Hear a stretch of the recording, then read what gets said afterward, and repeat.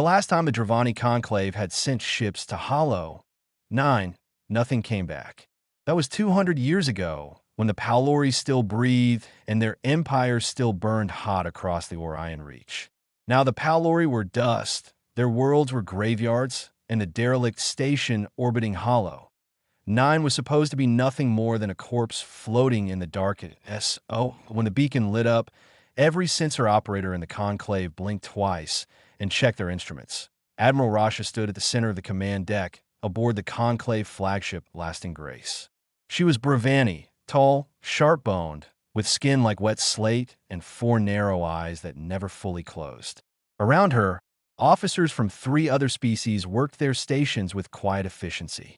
The conclave was a coalition, for species bound together by treaties older than anyone alive. They governed the Orion Reach with caution, with patience, and with an absolute terror of surprises. This was a surprise. "The beacon is Palori in origin," said Dalla, the ship's chief engineer. She was young for a Bravani, barely 40 cycles, and she had a habit of speaking before her superiors wanted her to. "But the signal is wrong. The modulation has been altered. Someone layered a second frequency beneath the original Palori distress code." "Alter how?" Rasha asked. "It is broadcasting in 2 directions. The original Palori signal goes inward toward conclave space. Standard. But the second transmission is aimed outward, toward the galactic rim." Rasha's 4 eyes narrowed. The galactic rim meant one thing: human space. She had dealt with humans before. Every conclave officer had. They were the quiet species, the ones who showed up at trade stations with grain and engine parts and an unsettling habit of smiling at everyone. They fixed things. They sold things. They asked polite questions and nodded at the answers. In a galaxy full of predators and conquerors, humanity was wallpaper, pleasant, forgettable, and always there. N01 in the conclave considered them a threat. No intelligence file flagged them as dangerous. They had a small military, mostly patrol ships guarding their trade routes. Unremarkable. Rasha ordered the fleet forward. 12 survey vessels, lightly armed, carrying scientists and diplomats. A routine salvage operation. The high chamber back on the conclave homeworld had approved it in less than an hour. Recover any Palori technology. Document the station. Go home. They dropped out of faster-than-light travel in a loose formation around Hollow 9. The dead planet hung below them, gray, cracked, airless. The station floated above it like a broken tooth, dark except for the single, pulsing light of the beacon. Dalla ran her scans. The station was old but intact. No life signs. No power signatures except the beacon itself. "How's it powered?" Rasha asked. "External source. Someone attached a portable reactor to the beacon array. Recently, within the last 2 years. Someone was here. Someone is telling people to come here," Dalla corrected. Rasha opened a channel to the high chamber. Before she could speak, the sensor officer at the far end of the bridge made a sound that Rasha had never heard a Bravani make, something between a gasp and a whimper. "Admiral, long-range contact, bearing 170, height galactic plane. How many ships?" The officer did not answer immediately. His hands moved across the console. Then they stopped. Then they moved again, as if he did not believe what he was reading. "The scanner is rendering it as a single object, Admiral. But it is not a single object." The display changed. Would have been empty space filled with signatures. Hundreds of them, packed so tightly together that they overlapped on the screen like a swarm of insects. 312 vessels, the officer said. His voice had gone flat, the way voices go when the brain behind them has decided that panic is not useful. All human registry, all military classification. Rasha stared at the display. She had seen the Conclave's entire combined fleet once, during a ceremonial review. It had been impressive. It had been 70 ships. The human formation dropped out of faster-than-light travel with a precision that made Rasha's stomach tighten. They did not arrive scattered. They did not drift into position. They appeared as a single wall of metal and fire, arranged in layered rings with corridors of empty space between them. Corridors that Dalla quietly identified as kill zones, designed to trap anything that tried to pass through. Every gun port was open. Rasha counted the weapon signatures on the nearest vessel alone and stopped at 40 because the number was making her dizzy. "Open a channel," she said. "All frequencies. Diplomatic, trade, emergency. Everything." The communications officer obeyed. The hail went out, a standard conclave greeting translated into every known language, including English. Silence. Rasha tried again. And again. She cycled through protocols she had not used since the academy. She broadcast in mathematical patterns, in musical tones, in raw binary. The human fleet said nothing. It simply sat there, 312 warships arranged in a formation that had no purpose except absolute destruction, and it watched. Dalla leaned close to Rasha and spoke in a whisper that somehow felt louder than any alarm. "Admiral, that is not a rescue fleet. That is not an exploration force. That formation is a siege pattern. I have seen it in human military archives. They use it for one purpose." "What purpose?" "To make sure nothing leaves alive." Rasha looked at the wall of iron filling her viewport and, for the first time in her career, understood what it felt like to be small. She opened a priority channel to the high chamber. "This is Admiral Rasha. I need guidance. Immediately." On the other end, she heard Counselor Brenneth's voice, calm and measured, the voice of a politician who had never stood in front of a gun. "Hold position, Admiral. I am certain this is a misunderstanding." Rasha closed the channel and looked at the fleet that had come for them. 300 warships, every weapon armed, not a single word spoken. Whatever this was, it was no misunderstanding. 4 hours of silence was enough to break most species. The Bravani were patient by nature, bred for long negotiations and slow wars. But 4 hours of staring at 300 warships that refused to speak had turned the bridge of the lasting grace into a place where people breathed too loudly and flinched at nothing. Rasha had not moved from her chair. Her 4 eyes stayed fixed on the viewport, where the human fleet hung like a dark curtain across the stars. The ships were enormous, dreadnoughts, carriers, heavy cruisers, painted in matte black and gray, with no markings visible except small identification numbers stamped near their engines. No flags, no symbols, no decorations. They looked like tools, built for a single job and nothing else. "Any response?" Rasha asked for the 11th time. "Nothing, Admiral," the communications officer said. He had stopped apologizing for it an hour ago. Dalla worked at her console, pulling every scrap of data the sensors could give her. She had identified the flagship, a massive dreadnought at the center of the formation, nearly 2 kilometers long, with a hull so thick that the scanners could not penetrate it. Around it, the fleet maintained perfect spacing. Not a single ship drifted. Not a single engine flared out of sequence. "They are not moving," Dallas said, "but they are not idle. Every ship is running active targeting. Their weapons systems are locked on every vessel in our fleet simultaneously. All 12 of us. All 12. Each human ship has enough targeting solutions loaded to destroy our entire fleet 3 times over. They are not aiming at us specifically. They are aiming at everything." Rasha felt a pressure behind her eyes that she recognized as the beginning of fear. She had commanded ships for 30 years. She had faced pirates, border skirmishes, a brief and ugly war with the Kalathi over mining rights.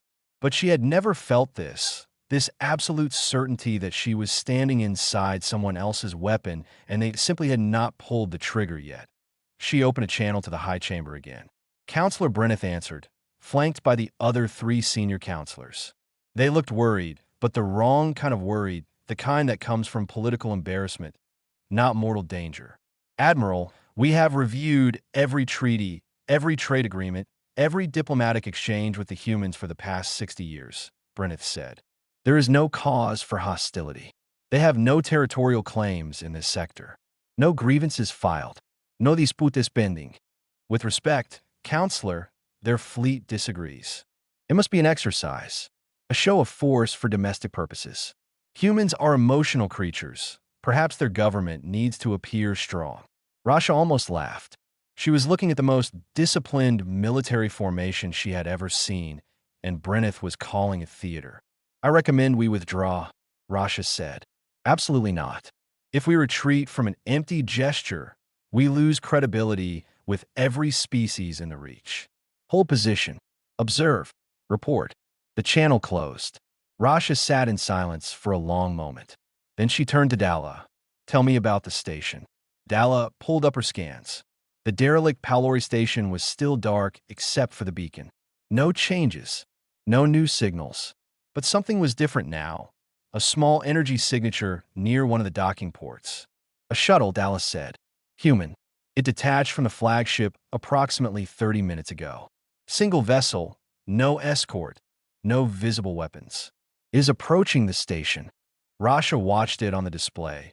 A tiny dot moving slowly away from the massive fleet, drifting toward the dead station with no urgency at all. It looked fragile against the backdrop of all that firepower. A moth flying toward a lamp. Should we intercept? Her tactical officer asked. With what? Rasha replied. If we move a single ship out of formation, 300 guns will be pointed at it before it clears our perimeter. They watched. The shuttle reached the station and docked at a port on the lower ring. It attached itself with a soft magnetic clamp and went still. Then nothing to an hour passed. Then two. The shuttle sat on the station like a barnacle, giving off minimal power signatures. Whatever was happening inside, it was quiet that Rasha's second-in-command, a Tor Valley named Gin, leaned close. The Tor Valley were smaller than Bravani, with round faces and wide black eyes that made them look perpetually startled. Gin always looked startled. Right now, he looked terrified. Admiral, I pulled historical files on human military doctrine. Open source material, nothing classified. And they have a protocol called silent arrival. It is used when a fleet approaches a situation where human lives may be at risk. The fleet does not communicate. It does not negotiate. It does not announce itself. It arrives, it assesses, and it acts. Acts how? That depends on what it finds. Rasha looked at the shuttle docked on the station. She looked at the 300 warships waiting in absolute silence. And she understood, with a clarity that felt like ice water in her veins, that the humans had not come here for the conclave. They had not come for the station. They had not come for the Palori technology. They had come for something inside that station. And whatever they found would determine what happened to everyone else. Dalla, Rasha said quietly. What is in that station? I do not know, Admiral. Our scans cannot penetrate the inner core. The Palori built it with sensor-resistant alloys. Then we wait. For what? Rasha looked at the shuttle, at the fleet, at the dead planet below, and felt the weight of something enormous moving just beneath the surface of the silence. For them to tell us what we did. The air inside the station tasted like rust and old plastic. Lieutenant Ines Obara pulled the seal on her helmet tighter and moved through the corridor with her rifle low and her flashlight cutting white lines through the dark. Behind her, four Marines followed in silence, boots soft on the metal floor, breathing steady, eyes scanning every shadow. They had trained for this. Not for this station specifically, but for this kind of mission. Recovery operations. The kind where you walked into a place expecting the worst and hoping you were wrong. Obara had done 6 of these in her career. She had found bodies in 4 of them. She was not hoping anymore. She was just walking. The station's outer ring was stripped clean. Every panel removed, every wire pulled, every piece of Palori technology taken. Whoever had been here before them had been thorough and patient. This was not a raid. It was a harvest. Years of careful, methodical extraction. Structure is stable, said Corporal Diaz, checking his scanner. Atmosphere is thin but breathable. Gravity is at 60% standard. Someone maintained the life support. Recently, Obara asked, within the last 2 years, the scrubbers are still cycling. That meant someone expected living things to breathe in here. They moved deeper. The corridors narrowed as they approached the station's inner core, the section that the conclave's sensors could not penetrate. Obara found the first sealed bulkhead and placed a breaching charge. The lock blew with a dull thump and the door ground open on rusted tracks. Beyond it, the air changed.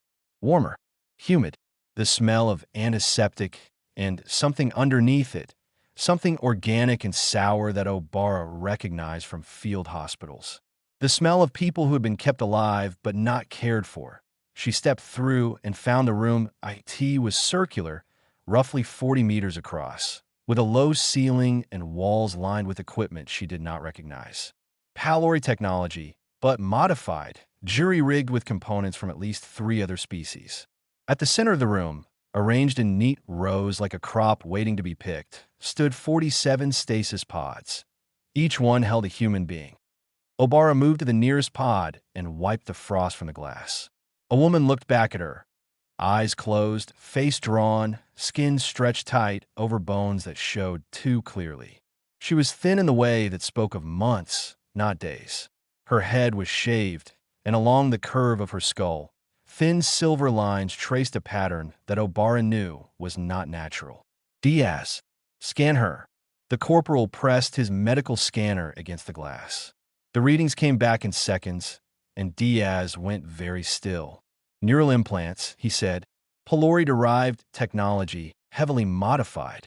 They are wired directly into the brain stem and threaded through the sensory cortex. Every major nerve cluster has been tapped.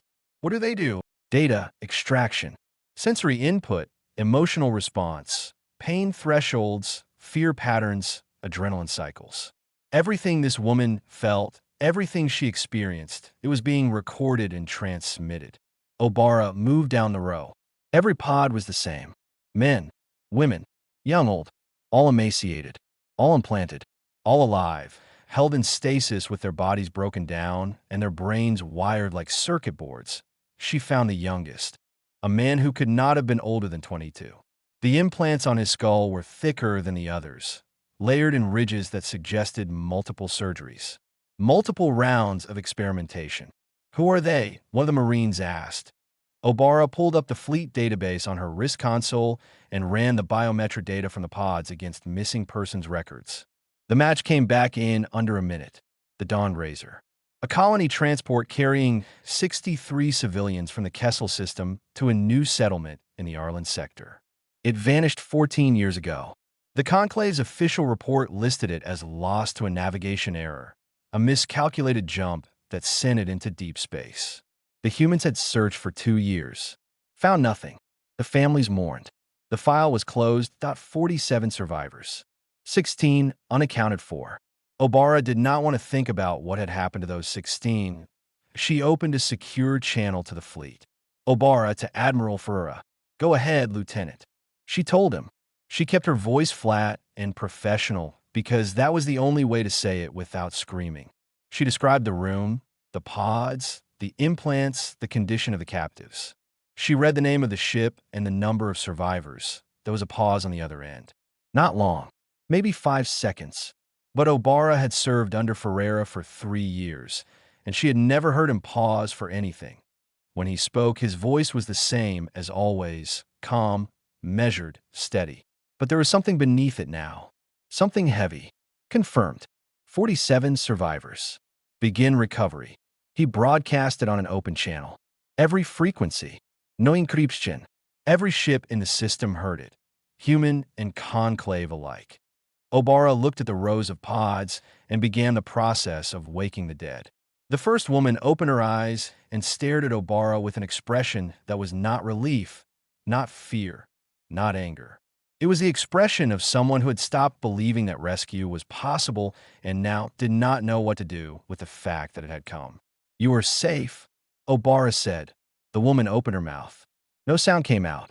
The implants had been recording her voice for 14 years, but somewhere along the way, she had stopped using it. Obara held her hand and said it again. You are safe. On the bridge of the lasting grace.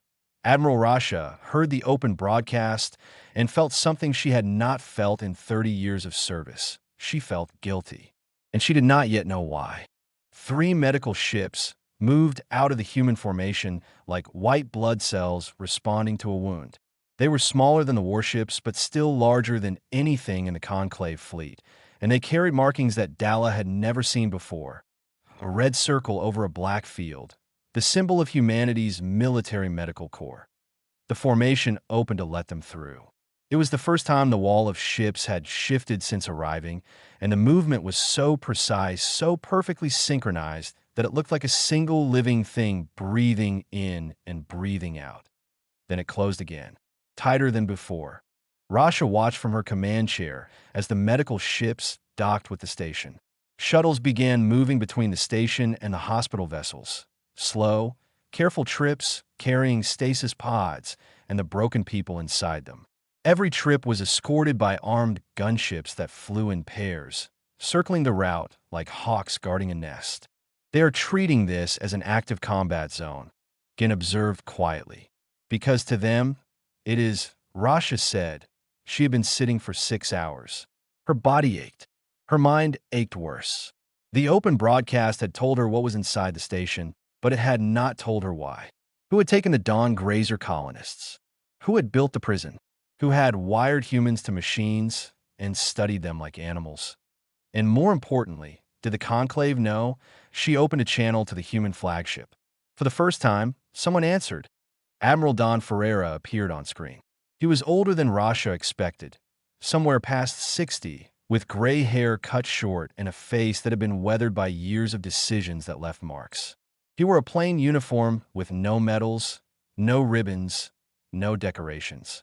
His expression was neutral in the way that a loaded weapon is neutral. That he looked at Rasha. She looked at him. Neither spoke for a moment. Then Ferreira asked his question. He did not raise his voice. He did not lean forward. He simply spoke the words as if they were the most natural thing in the world. Did you know? Rasha's mouth opened. She started to answer, stopped, and started again. I did not know. I swear to you, Admiral, I did not know. Ferreira studied her face with eyes that had clearly spent a lifetime measuring people. Then he nodded a single, small motion and closed the channel. That was it. 3 words. 3 syllables. And they hit the Conclave like a bomb. Rasha immediately contacted the High Chamber. Bryneth answered with the other counselors behind him, all of them wearing the tight expressions of people who had just been told that the building was on fire. The humans found prisoners, Rasha said. 47 civilians from colony ship called the Dawn Grazer, missing for 14 years. They were held inside the station and subjected to neural experimentation. Ferreira asked me if we knew. Silence. Then Bryneth spoke. We will investigate. This is clearly the work of rogue elements. Pirates, perhaps, or a criminal enterprise operating in, Counselor. Rasha's voice cut through his carefully constructed sentence like a blade through paper. Ferreira did not ask me if pirates knew. He asked me if we knew. He asked the Conclave. More silence. Longer this time. Rasha could see the counselors exchanging glances, quick, nervous movements of eyes and hands that told her more than any words could point. 2 hours later, the data packet arrived. IT came from the human flagship, transmitted directly to Rasha's personal console. Inside was a single file, a Conclave intelligence report classified at the highest level, stamped with the seal of the Shroud, the Conclave's Covert Operations Division. The report was dated 6 years ago. Rasha opened it and read. The Shroud had discovered the Dawn Grazer's fate 6 years after the ship disappeared. They had traced the wreckage to Hollow 9, identified the station as an active research facility, and documented the presence of human captives. The report recommended continued observation. Not rescue. Not intervention. Observation. The reason was spelled out in cold, clinical language. Human neurology was unique among known species. Humans processed fear differently. They did not freeze or flee like most prey species. They adapted. They fought through pain. They made decisions under stress that should have been impossible. The neural data being extracted from the captives was providing insights into human cognitive architecture that could not be obtained any other way. The Shroud wanted that data. Not to use against humanity, the report stressed. To understand them. Because a species that could endure suffering and still function, still plan, still fight, that species was unpredictable. And unpredictable meant dangerous. So they watched. And they waited. And they let 47 people rot in stasis pods with machines wired into their brains. Rasha read the last line of the report. It was a recommendation from the Shroud director to Counselor Bryneth personally, suggesting that the Dawn Grazer file remain sealed indefinitely. She looked at her screen. She looked at the signature. She looked at the date. Brenneth had signed it. 6 years ago, he had read this report. He had known. And when Rasha had called from Hollow 9, asking for guidance, he had told her to hold position and wait. Not because he thought it was a misunderstanding, because he was stalling. Rasha transmitted the file to her entire fleet. Let every officer read it. Let every crew member know what their government had done. Then she sat at her chair and said nothing. Because Ferreira had asked her if she knew, and she had told the truth. She had not known. But her government had. Her leaders had. The people she served had traded 47 human lives for data, and they had done it without losing a single night of sleep. That on the human flagship, Ferreira read Rasha's transmission log and saw that she had shared the file with her fleet. He noted it. He did not smile. He did not react at all. But he filed it under a heading that his staff would later recognize as significant. The heading read, Potential Ally. Every species with a functioning relay station was watching. The Kalathi had repositioned their spy satellites.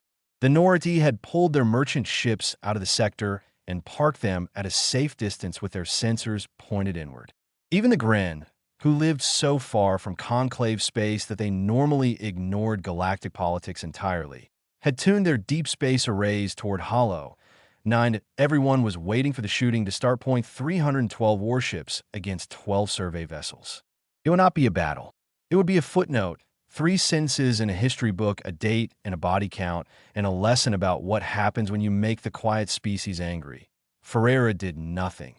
The human fleet held its formation. Weapons stayed locked. Engines stayed cold. Not a single ship moved except the medical vessels continuing their slow, careful extraction of the Dawn Grazer survivors. The silence that had been terrifying at first had now become something else entirely. Something heavier, something that pressed down on the conclave like a hand on the chest. Because silence from a fleet that could destroy you is not mercy. It was a question, and the question was, what are you going to do about it? The conclave high chamber cracked within hours. The Tor Valley delegation was the first to break.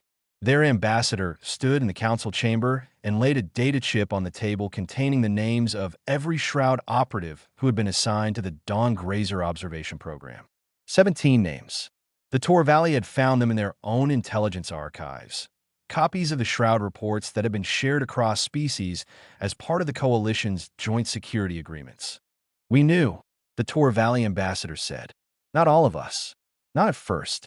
But we knew. And we did nothing. The Vathi delegation followed an hour later. Their representative was an old female with trembling hands who read a statement condemning the Shroud's actions and demanding the immediate arrest of every official involved. She also revealed something new. The Shroud had not merely observed the experiments. They had provided the Pelori-derived technology used to build the neural implants. The equipment had been smuggled from a conclave research facility under false shipping manifests signed by a Shroud logistics officer. The chamber erupted. 3 of the 4 member species were now pointing fingers at each other, and the 4th, the Bravani, sat in stunned silence because the Shroud was their creation, their agency, their responsibility. Counselor Brenneth tried to speak. He argued for calm. He argued for context. He argued that the Shroud's actions were unauthorized, that no elected official had approved the experimentation directly, that the intelligence community had operated outside its mandate, and O1 listened. His signature was on the file. Rasha had made sure every delegation had a copy. Meanwhile, on the medical ships, the Dawn Grazer survivors were being stabilized. Obara had remained with them through every step, holding hands, speaking softly, answering the same questions over and over. Where am I? How long has it been? Are my children alive? The doctors worked carefully, methodically. The neural implants could not be removed. They were fused to the brain stem at a molecular level. Any attempt to extract them would cause fatal damage. These 47 people would carry alien hardware in their skulls for the rest of their lives. The machines that had recorded their pain would sit inside their heads forever, silent now, but permanent. When this detail was transmitted back to Earth, the public response was volcanic. The feeds lit up. Politicians demanded action. Retired admirals appeared on broadcasts calling for the immediate destruction of the Conclave fleet at Hollow 9. Protesters gathered outside the Combined Fleet Command headquarters in Nairobi, carrying signs with the names of the 47. Combined Fleet Command sent Ferreira new orders. The message was brief and formal. Authorization granted for use of any and all force at your discretion in defense of recovered citizens and in response to confirmed hostile actions against human nationals. Ferreira read the order on his private console. He sat with it for a long time. Then he filed in his personal log, marked it as received, and did not act on it. Instead, he drafted a message. Not a demand, not a threat, not an ultimatum. A list. 47 names. Full names, not military designations. Ages, home planets, family connections. The woman in the first pod was named Priya Dewan, age 41, mother of 2 sons who had been 9 and 11 when she disappeared.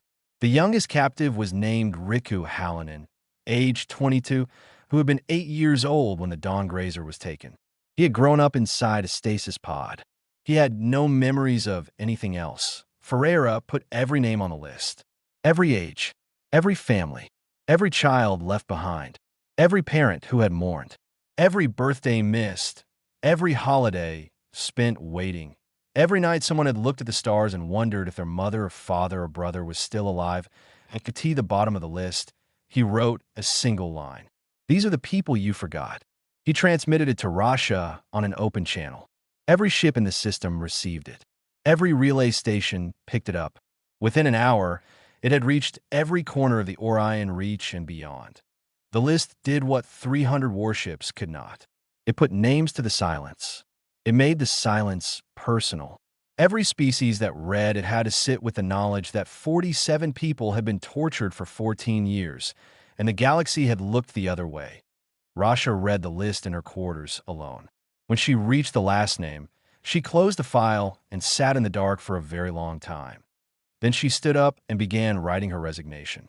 Rasha walked onto the floor of the high chamber, wearing her uniform for the last time. She carried the list in her hand, not on a datapad, but printed on paper the way humans did it. 47 names on a white sheet that she held in front of her like a flag. The chamber was full. Every delegation was present. Every seat was occupied. The room smelled of sweat and fear and the sharp chemical tang of Bravani stress hormones. Counselor Brenneth sat in his chair at the center of the high table, his face carved from stone, his hands folded in his lap with the careful stillness of a man who knows he is about to fall. Rasha did not address him. She addressed the room. I am Admiral Rasha of the Bravani Fleet. I have served the Conclave for 30 years. I have defended its borders, enforced its laws, and believed in its mission. Today I resign my commission. She placed the list on the floor of the chamber. It lay there like an accusation. Those are the names of 47 human beings who were taken from their homes, imprisoned in a dead station, and used as laboratory animals for 14 years. Our intelligence service knew. Our government knew. We did not rescue them. We did not report them. We studied the data their suffering produced, and we filed it in classified archives, and we went on with our lives. No one spoke. Rasha looked at Brenneth. He did not look back. I did not know, she said, but I should have, and so should every officer, every diplomat, and every citizen who trusted this institution. The Conclave did not fail those people through ignorance. It failed them through choice. She turned and walked out. The doors closed behind her, and the chamber sat in silence for nearly a full minute before anyone moved. What happened next was fast. The Shroud's 2 senior directors were arrested within the hour. Bravani security forces entered the intelligence compound and found the operatives attempting to destroy files. Not just the Dawn Grazer material, but records of 6 other observation programs targeting human civilians in remote sectors. 6 other programs. The scope of it made even the arresting officers sick. Brenneth was not arrested. He resigned before anyone could formally charge him, stepping down with a statement so bland and carefully worded that it said nothing at all. But his career was over. His name would never be spoken in the chamber again without the taste of ash. The Conclave did not dissolve. 2 member species had argued for it, but the Tor Valley ambassador, the same one who had been first to break, proposed a different path. Reform. Transparency. independent oversight of all intelligence operations.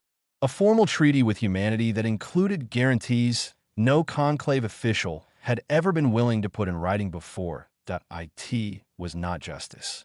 It was the beginning of something that might someday lead to justice, if anyone involved lived long enough to see it through. Like T Hollow 9, Ferreira watched the political collapse from his bridge with no visible satisfaction. He had not spoken publicly since the three-word broadcast. He had not issued demands, not set deadlines, not threatened consequences. He had simply arrived, found his people, and waited for the galaxy to look at what it had done. 72 hours after the fleet's arrival, he gave the order to withdraw. The number was deliberate. 72 hours was the duration of the longest continuous experimentation session the Dawn Grazer captives had endured. 3 days of consciousness inside the pods, neural implants active, recording every sensation while the subjects screamed into tubes that fed oxygen to their lungs, but carried no sound to anyone who might have cared. Ferreira chose that number, so the conclave would have to look it up. So they would have to read the medical reports to understand why he had waited exactly that long. So the number would sit in their records forever, attached to a meaning they could never forget. The fleet folded into faster-than-light travel in a single synchronized pulse. 312 ships vanishing at once, leaving behind empty space and a silence that somehow felt louder than the silence that had come before. Not a single shot fired. Not because they could not. Not because they were weak. Not because they were afraid. Because Ferreira understood something that no alien commander had ever grasped about humanity. The most devastating thing a war fleet can do is arrive at your doorstep with enough firepower to end your civilization, look you in the eye, and choose not to use it. Because the threat of destruction fades. People rebuild. They forget. But the knowledge that someone chose to spare you, that stays. That burrows into the bone. That rewrites every future negotiation, every treaty, every glance across a diplomatic table. You cannot recover from mercy you did not deserve. In the months that followed, the conclave rebuilt itself slowly and painfully. Trade with humanity resumed. Diplomats met.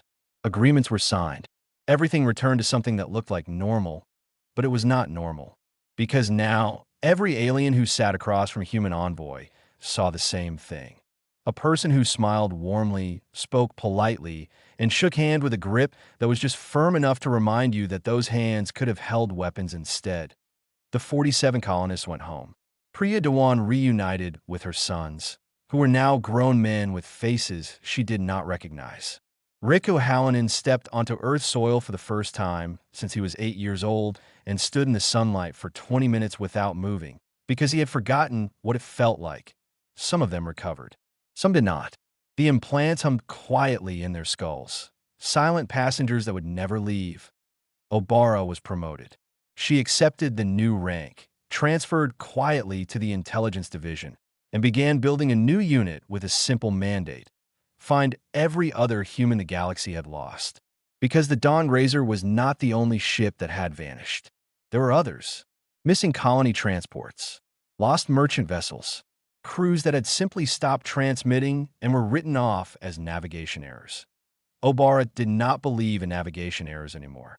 And somewhere in the archives of Combined Fleet Command, Ferreira's filed order sat in a folder marked with the date and a single annotation in the Admiral's handwriting.